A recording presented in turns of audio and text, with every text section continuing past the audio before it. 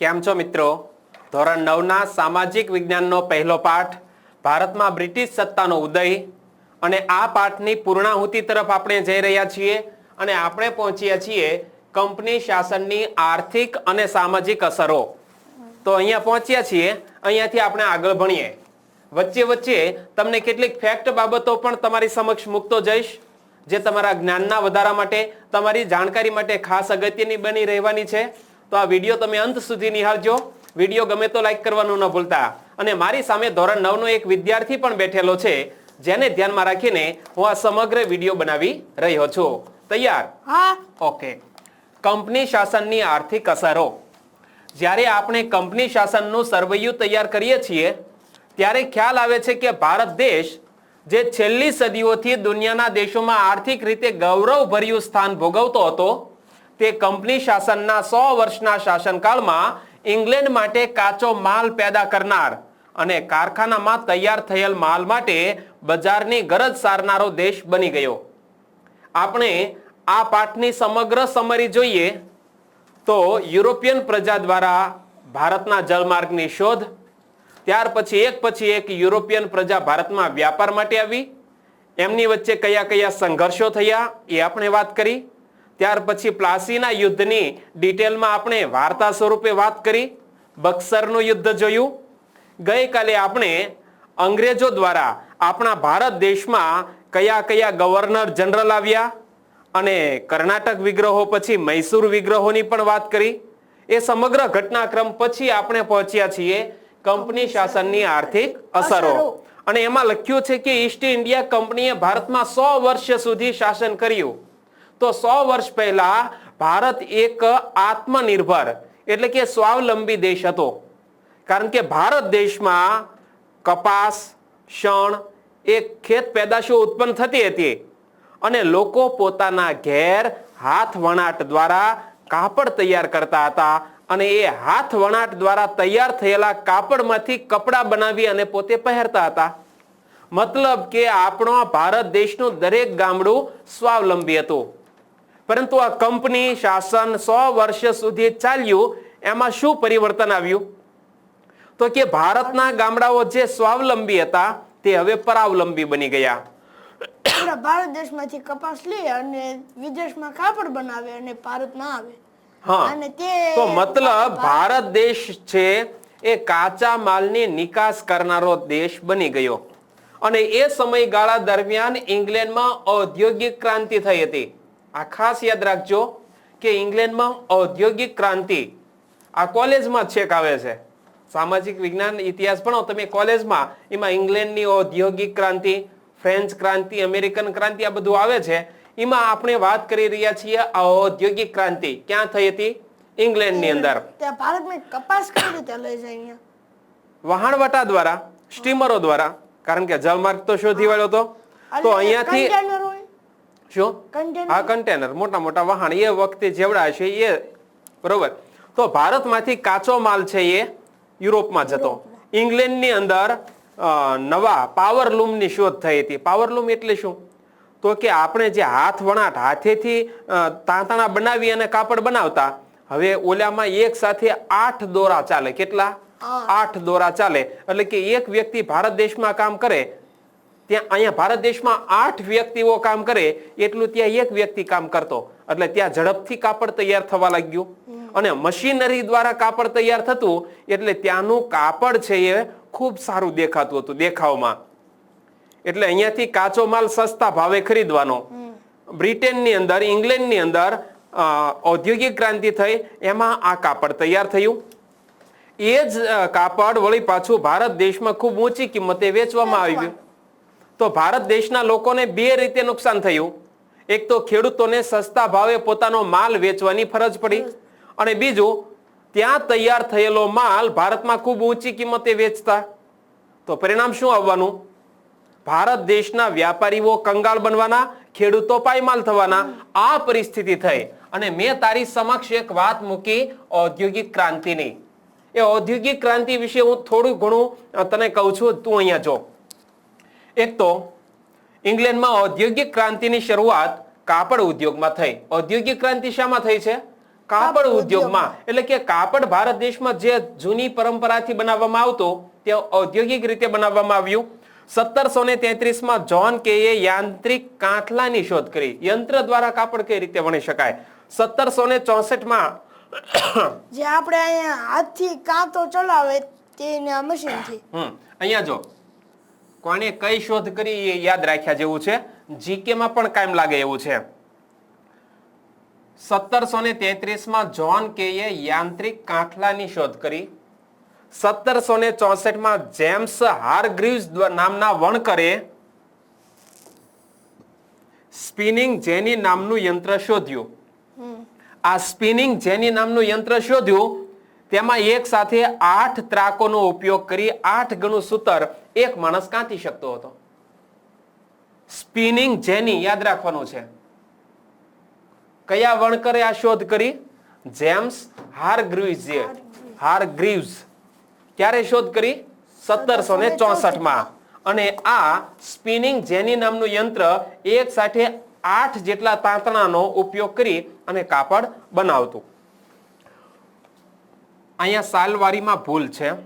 પાવરલૂમની શોધ થઈ આ 1785 આસપાસની વાત છે. પાવરલૂમની શોધ થઈ 1833માં ઇંગ્લેન્ડમાં 85,000 યંત્રશાળો ચાલતી હતી. કેટલી? 85,000 યંત્રશાળો ઇંગ્લેન્ડની અંદર ચાલતી છે. 85,000 ફેક્ટરી. હા, કે જ્યાં આવી રીતે સૂતરના તાંતણા બનાવી અને કાપડ તૈયાર થતું હતું.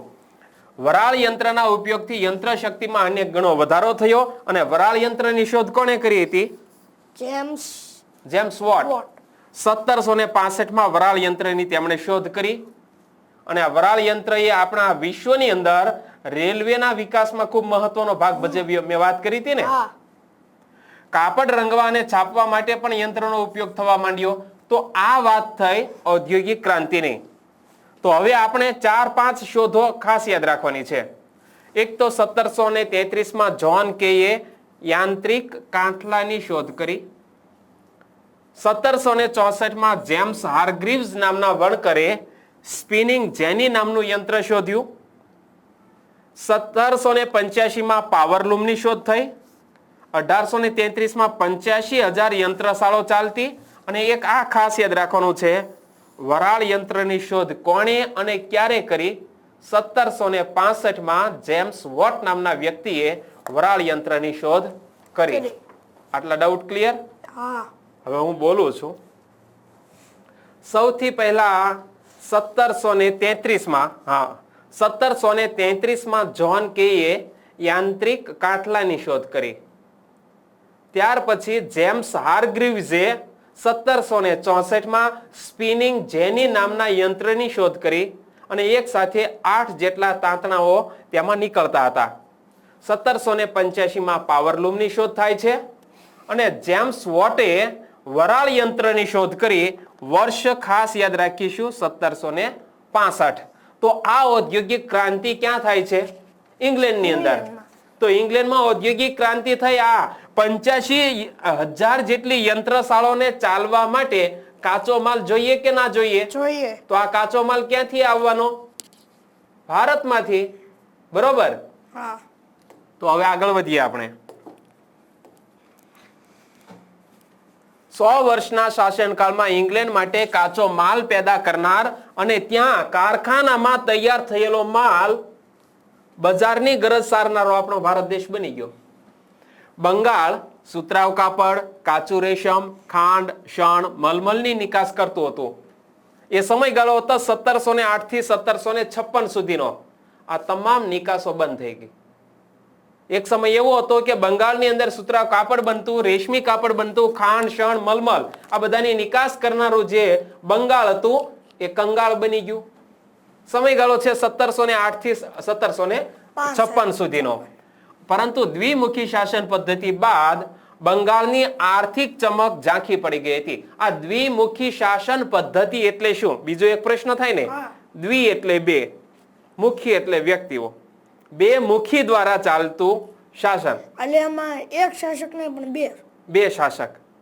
જો બંગાળ, બિહાર અને ઓરિસ્સામાં મહેસૂલ ઉઘરાવવાની એટલે કે દીવાની સત્તા કોને પ્રાપ્ત થઈ હતી?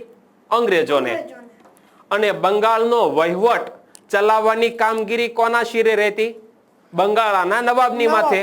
તો આ રીતે એક જ પ્રદેશની અંદર બે પ્રકારની શાસન વ્યવસ્થા હોય તેને દ્વિમુખી શાસન વ્યવસ્થા કહેવામાં આવે છે. બે પ્રકારનું શાસન એટલે શું? એક તો દીવાની સત્તા અને એક વહીવટી સત્તા. આ દીવાની સત્તાને મહેસૂલી સત્તા પણ કહેવાય. તો બંગાળ, બિહાર અને ઓરિસ્સામાં મહેસૂલ ઉઘરાવવાની સત્તા અંગ્રેજોને પ્રાપ્ત હતી, જ્યારે બંગાળના તમામ પ્રદેશોનો વહીવટ ચલાવવાની જવાબદારી બંગાળના નવાબના શિરે રહેતી. તો આ રીતે એક જ પ્રદેશમાં બે વ્યક્તિઓ દ્વારા શાસન ચલાવવાની જે વ્યવસ્થા ઊભી થઈ તેને દ્વિમુખી શાસન વ્યવસ્થા કહેવામાં આવે છે. ક્લિયર? કંપનીની અન્યાયી મહેસૂલ નીતિથી ભારતનો ખેડૂત પાયમાલ બન્યો.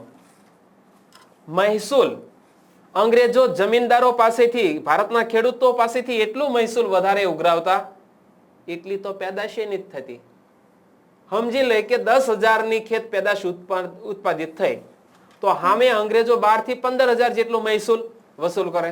વધારાના પૈસા ક્યાંથી દેવા? હા, તો ખેડૂતો દેવાદાર બનતા ગયા. એક તો ખેતી કરવાની, મજૂરી કરવાની, ઉપર જતા એટલી આવક તો થવાની નથી, એના કરતા વધારે અંગ્રેજોને દેવાનું છે.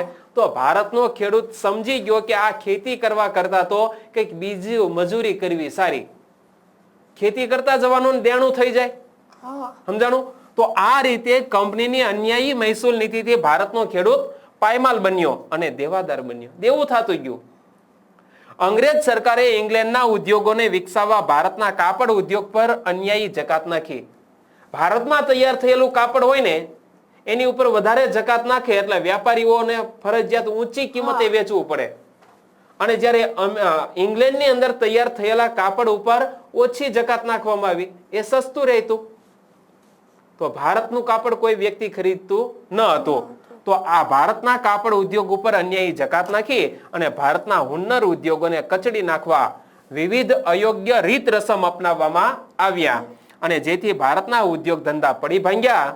ભારતનો કારીગર ગરીબ અને બેરોજગાર બન્યો, અને કંપનીના વ્યાપારીઓનો જે ખાનગી વ્યાપાર હતો એ ખાનગી વ્યાપાર કરી બંગાળના કારીગરો પાસે ટૂંકી મુદતમાં ચોક્કસ જથ્થામાં કાપડ વણીને પૂરું પાડવાનો કોન્ટ્રાક્ટર લખાવી લેતા. કંપનીના વ્યાપારીઓ બંગાળના જે કાપડ વણનારા વ્યક્તિઓ હતા એમની પાસે જાય, 3 મહિનાની અંદર આટલું કાપડ બનાવીને તારે અમને આપવાનું, ફરજિયાત, અને એના બદલામાં અમે તમને આટલા જ પૈસા આપીશું. અને જો એ વેપારી એટલા સમયમાં એ કાપડનો જથ્થો પૂરો ન પાડે તો એને મારવામાં આવતો. જુઓ કે કંપનીના વ્યાપારીઓ વ્યાપાર કરી બંગાળના કારીગરો પાસે ટૂંકી મુદતમાં ચોક્કસ જથ્થામાં કાપડ વણીને પૂરું પાડવાનો કોન્ટ્રાક્ટ લખાવી લેતા, અને કારીગર જો ઇનકાર કરે કે ના અમે આ પ્રકારે કાપડ નહીં બનાવી શકીએ તો ફટકા મારવાની સજા થતી, કાં એને જેલની સજા થતી. વિચાર કરો કેટલી દાદાગીરી અંગ્રેજોની. આટલા સમયમાં આટલું કાપડ તું બનાવીને આપજે, અને જો કાપડ વણીને નહીં આપ તો કાં તને જેલ થશે અને કાં તારા ઉપર ચાબુકના, અંગ્રેજો ખબર છે લાંબા લાંબા ચાબુક રાખતા, સાટ કરતા, ઘોડા ઉપર આવે, લાંબો ટોપો પહેર્યો હોય અને ચાબુક મારતા હતા. જો આ અંગ્રેજો કોઈ આવી જ ન હોય તો શું થાય? અંગ્રેજો ન આયા હોત તો ભારતનું અર્થતંત્ર કંઈક અલગ રીતે કામ કરતું હોત. સમજાણું? તો ભારત દેશમાં જે પરંપરા હતી એ રીત રિવાજમાં થોડું ઘણું અપડેશન આવ્યું હોત, પણ એ જૂની પરંપરા પ્રમાણે ગામડા સ્વાવલંબી હોત, ભારત દેશ સમૃદ્ધ હોત જ તે. અંગ્રેજોના આવવાથી થોડોક ફાયદો થયો છે કે ભારત દેશની અંદર જે કુરિવાજો હતા એ બંધ થયા. ભારતના લોકોએ થોડુંક અંગ્રેજી શિક્ષણ પ્રાપ્ત કર્યું. એ અંગ્રેજી શિક્ષણના લીધે વિશ્વની અંદરના જે મહાન વ્યક્તિઓ હતા એના વિચારો એમને જાણવા મળ્યા. આ એક સુધારો આવ્યો. તો ઈસ્ટ ઇન્ડિયા કંપનીના શાસનકાળમાં ભારતમાં મુંબઈ અને થાણા વચ્ચે પ્રથમ રેલવે દોડતી થઈ. ઇંગ્લેન્ડ ભારત વચ્ચે આગબોટની સેવાની શરૂઆત થઈ. મુંબઈ, મદ્રાસ, કોલકાતા જેવા મહાબંદરોનો વિકાસ પણ થયો. અને ભારત દેશમાંથી જે કાચો માલ જતો, વચ્ચે એક વાત આવી ગઈ યાદ એટલે કહી દઉં છું કે ઇંગ્લેન્ડમાં ઔદ્યોગિક ક્રાંતિ થઈ એની પાછળનું કારણ શું હતું? તો આપણને ખબર છે એક તો યંત્રની શોધ થઈ, પછી યંત્રો ચલાવવા માટે એ વખતે કઈ પેટ્રોલ ડીઝલ નતા, કોલસા મળતા જમીનમાંથી, તો કોલસાનો પૂરતો જથ્થો ઇંગ્લેન્ડમાં હતો. એટલે કોલસા દ્વારા યંત્રો ચાલવાના. બીજી વસ્તુ કે ત્યાં ઇંગ્લેન્ડ છે એ ભૌગોલિક રીતે એનું સ્થાન જોવા જશો ને વિશ્વના નકશામાં, કનેક્શન કોઈ વાંધો નહીં, ચાલો વિશ્વના નકશામાં તમે જોવા જશો તો ઇંગ્લેન્ડની અંદર ઘણા બધા બંદરો આવેલા છે. એટલે દરિયાઈ માર્ગે વ્યાપાર કરવાનું પણ ત્યાં સાનુકૂળ હતું. અને ત્રીજી વસ્તુ, ઉદ્યોગો સ્થાપવા માટે, ઉદ્યોગોમાં યંત્રો બનાવવા માટે શાની જરૂર પડે? લોખંડની. તો એક તો લોખંડ પણ ત્યાં પુષ્કળ માત્રામાં પ્રાપ્ત થતું, કોલસો પ્રાપ્ત થતો, અને તૈયાર માલની હેરફેર માટેના બંદરો હતા. આ ત્રણેય પરિસ્થિતિ ત્યાં સાનુકૂળ હતી. એટલા માટે ઔદ્યોગિક ક્રાંતિને ત્યાં ઝડપથી થઈ હતી. ટેક્સ્ટબુકમાં આવીએ કંપની શાસનની સામાજિક અસરો. એક અહીંયા જે શબ્દો આવ્યા છે એને જોઈ લઈએ કે અંગ્રેજોના આગમનથી ભારતમાં શું શું સુધારા થયા. તો ભારતમાં મુંબઈ અને થાણા વચ્ચે સૌપ્રથમ રેલવેની શરૂઆત થઈ 1853. ગઈકાલે એ તારીખ પણ મેં કીધી હતી 16 એપ્રિલ 1853. અને ત્યાર પછી ભારત અને ઇંગ્લેન્ડ વચ્ચે તાર વ્યવસ્થાની શરૂઆત થઈ. મુંબઈ, મદ્રાસ અને કોલકાતા જેવા બંદરો હતા, એનો વિકાસ થયો. રેડી? હવે આ સામાજિક સુધારા, સમાજની અંદર જે કુરિવાજો હતા એમાં હવે ફેરફાર આવે છે. એ કંપની શાસનની સામાજિક અસરોની અંદર વર્ણન કરેલું છે, એ જોઈ લઈએ. બ્રિટિશ વહીવટ દરમિયાન વર્તમાન પત્રોના વિકાસથી ભારતીય પ્રજામાં વિચાર, વાણી સ્વાતંત્ર્યની ભાવના વિકસી. પોતે પોતાના વિચારો વ્યક્ત કરતા થયા. વાણી સ્વાતંત્ર્ય વિકસ્યું, બોલવાનો અધિકાર પ્રાપ્ત થયો. અને એ સમય દરમિયાન ભારતીય સમાજમાં કેટલાક પ્રદેશોમાં કુરિવાજો જોવા મળતા હતા. કેવા કેવા કુરિવાજો? સતી પ્રથા, ગઈકાલે આપણે ડિટેલમાં વાત કરી. સતી પ્રથા, દીકરીને દૂધ પીતી કરવાનો રિવાજ, બાળ લગ્નો વગેરે જેવા કુરિવાજો હતા. એ અંગ્રેજોએ કાયદા દ્વારા કુરિવાજો દૂર કર્યા, કાયદો કર્યો અને એ કુરિવાજો બંધ કરી દીધા. અને અંગ્રેજોના સંપર્કથી કેટલાક સમાજ સુધારકો અંગ્રેજોના સંપર્કમાં આવ્યા. એમાં રાજારામ મોહન રાય, દુર્ગારામ મહેતા, બહેરામજી મલબારી વગેરે કુરિવાજો દૂર કરવા કાયદા કરાવ્યા અંગ્રેજો પાસે કે તમે આવા કાયદા ઘડો અને એનું પાલન કરાવડાવો, જેથી કરીને ભારતની અંદર જે આ સામાજિક અંધશ્રદ્ધા છે તે દૂર થાય. એટલે રાજારામ મોહન રાય ને દુર્ગારામ મહેતા બધા અંગ્રેજો પાસે ગયા. એ ત્રણેય સમયગાળા પ્રમાણે અલગ અલગ સમયગાળામાં થયા છે. ત્રણેય એકારે નથી થયા. સમજાઈ ગયું? 1828 ના સમયગાળા આસપાસ રાજારામ મોહન રાય હતા. ત્યાર પછી દુર્ગારામ મહેતા. એટલે આ રાજારામ મોહન રાયે અંગ્રેજોને કીધું હોય ને. હા, દુર્ગારામ મહેતા, રાજારામ મોહન રાય અને બહેરામજી મલબારી જેવા સમાજ સુધારકોએ અંગ્રેજોની મદદથી કાયદા બનાવરાવ્યા અને તેથી આ કુરિવાજો બંધ થયા. ભારતમાં વહીવટી માળખાનું અંગ્રેજીકરણ થતા અંગ્રેજી જાણનાર લોકોની જરૂર ઊભી થઈ. પરિણામે મેકોલેના પ્રયત્નોથી ભારતમાં અંગ્રેજી શિક્ષણ આપવાનો પ્રારંભ થયો. ભારતમાં કોના પ્રયત્નોથી અંગ્રેજી શિક્ષણ આપવાનો પ્રારંભ થયો? તો આ યાદ રાખવાનું છે, લોર્ડ મેકોલે. ભારતમાં અંગ્રેજી શિક્ષણની શરૂઆત કરાવનાર કયો અંગ્રેજ અધિકારી? Lord Macaulay. યાદ રાખી લેવાનું છે. લોર્ડ મેકોલેએ અંગ્રેજી શિક્ષણની શરૂઆત કરાવરાવી. ચાર્લ્સ વુડની ભલામણથી મુંબઈ, મદ્રાસ, કોલકાતામાં યુનિવર્સિટીની સ્થાપના થઈ. આ પણ યાદ રાખવાનું છે કે અત્યારે પણ આ યુનિવર્સિટીઓ છે, મુંબઈ, મદ્રાસ અને કોલકાતા યુનિવર્સિટી. એ સમયે 3 યુનિવર્સિટીઓ હતી. મુંબઈ, મદ્રાસ અને કોલકાતા યુનિવર્સિટીની સ્થાપના કોની ભલામણથી થઈ હતી? ચાર્લ્સ વુડની. આ પણ એક વાક્યમાં પ્રશ્ન બને, પરીક્ષામાં પૂછાય. 2 પ્રશ્નો આમાંથી ખાસ યાદ રાખવાના છે કે ભારતમાં અંગ્રેજી શિક્ષણની શરૂઆત કોણે કરાવરાવી? Lord Macaulay. મુંબઈ, મદ્રાસ અને કોલકાતામાં યુનિવર્સિટીની સ્થાપના કરનાર અંગ્રેજ અધિકારી કોણ? તો યાદ રાખવાનું છે ચાર્લ્સ વુડ. અને ચાર્લ્સ વુડે તો બ્રિટિશ પાર્લામેન્ટની અંદર ભારતમાં કયા પ્રકારનું શિક્ષણ હોવું જોઈએ એનો એક સમગ્ર અહેવાલ તૈયાર કરાવ્યો હતો. અને એ અહેવાલનું નામ એટલે વુડ ડિસ્પેચ. વુડનો ખરીતો એ ગુજરાતીમાં, અને કાં કહેવાય વુડનું ઘોષણા પત્ર અથવા તો વુડ ડિસ્પેચ. રેડી? તો એના વિશે પણ થોડીક નજર કરી લઈએ. ચાર્લ્સ વુડનો ખરીતો. 1833 અહીંયા આવે ધ્યાન. 1833 કંપનીએ તૈયાર કરેલ ચાર્ટર્ડ એક્ટના અમલીકરણ દરમિયાન ઉદ્ભવેલી સમસ્યાઓ પરિણામોના સંદર્ભમાં શિક્ષણ ક્ષેત્રે પુનઃ પરિવર્તન કરવાનો પ્રસંગ ઉપસ્થિત થયો. દર 20 વર્ષે કંપનીએ કેવા પ્રકારનો વહીવટ ચલાવવો એ માટે ઇંગ્લેન્ડ પાર્લામેન્ટ એ એક ચાર્ટર્ડ એક્ટ તૈયાર કરતી હતી. જેમ કે 1813 તૈયાર કર્યો હોય તો 20 વર્ષ પછી પુનઃ વિચારણા કરીને જે ખામીઓ હોય તે દૂર કરવાની. 1833 વળી પાછો એ ચાર્ટર્ડ એક્ટમાં પરિવર્તન આવે. બરોબર, દર 20 વર્ષે એની અંદર સુધારો થાય. તો આમાં કેટલીક ઘટનાઓ એવી બની કે ભારત દેશની અંદર શિક્ષણ કથળતું હતું તો એની અંદર કેટલીક ભલામણ સૂચવવામાં આવી. અને જો 19 જુલાઈ 1854 કંપનીના સંચાલકોએ ભારતમાં તેઓની શિક્ષણ નીતિની જાહેરાત કરી અને તે સમયે બોર્ડ ઓફ કંટ્રોલના પ્રધાન હતા. બોર્ડ ઓફ કંટ્રોલ જે ભારત દેશની અંદર બોર્ડ ઓફ કંટ્રોલ હતા ચાર્લ્સ વુડ.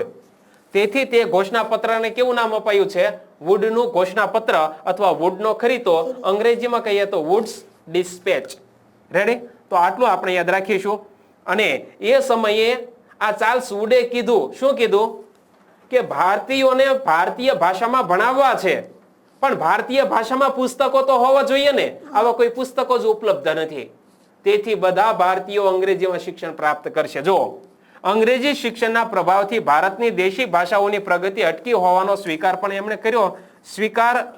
સ્વીકાર કરી ભાષાના પ્રશ્ન સમિતિએ ભલામણ કરી હતી કે શિક્ષણના માધ્યમ તરીકે અંગ્રેજી અને દેશી બંને ભાષાનો ઉપયોગ થવો જોઈએ. પણ આગળ આમાં લખે છે વુડના ખરીતાની ભલામણો જે હતી એમાં જો પાઠ્યક્રમ શિક્ષણનું માધ્યમ લઈએ એટલે ત્યાં અહીંયા મળી જશે જવાબ કે દેશી ભાષામાં લખાયેલા પુસ્તકોનો અભાવ હોવાનું કારણ બતાવીએ અને અંગ્રેજી ભાષાનું યોગ્ય જ્ઞાન ધરાવતા જ સાહિત્ય અને વિજ્ઞાનનું શિક્ષણ મેળવી શકે તેવું જણાવી અંગ્રેજી ભાષાના શિક્ષણના માધ્યમ તરીકે જરૂરી હોવાનો ઉલ્લેખ કરવામાં આવ્યો. સમજાઈ ગયું? એવું આમાં બતાવ્યું હતું. તો આપણા માટે એટલી જાણકારી ઇનફ છે, પૂરતી છે કે વુડનો ખરીતો એટલે કે વુડ ડિસ્પેચ અને તે ક્યારે ભારત દેશમાં આવે છે? 19 જુલાઈ 1854 અને તે આ વુડ ડિસ્પેચ એટલે કે વુડનું ઘોષણાપત્ર શાની સાથે સંબંધિત છે? ભારતમાં શિક્ષણના સુધારા સાથે સંબંધિત આ કાયદો છે. ભારતમાં શિક્ષણમાં સુધારો લાવવા માટેની ભલામણ એ આ ચાર્લ્સ વુડના ખરીતામાં છે. અને એનાથી શું પરિવર્તન આવ્યું તો કે મુંબઈ, મદ્રાસ અને કોલકાતા યુનિવર્સિટીની સ્થાપના એ સમયે થઈ. અને અંગ્રેજી શિક્ષણના કારણે ભારતમાં અંગ્રેજી જાણનારો વર્ગ એક ઉભો થયો અને સમય જતા તેમાં સુધારાવાદી માંગણીઓ કરી સુધારાની પ્રક્રિયાને વેગ આપવામાં આવ્યો. અને છેલ્લે આવે છે ઉપસંહાર.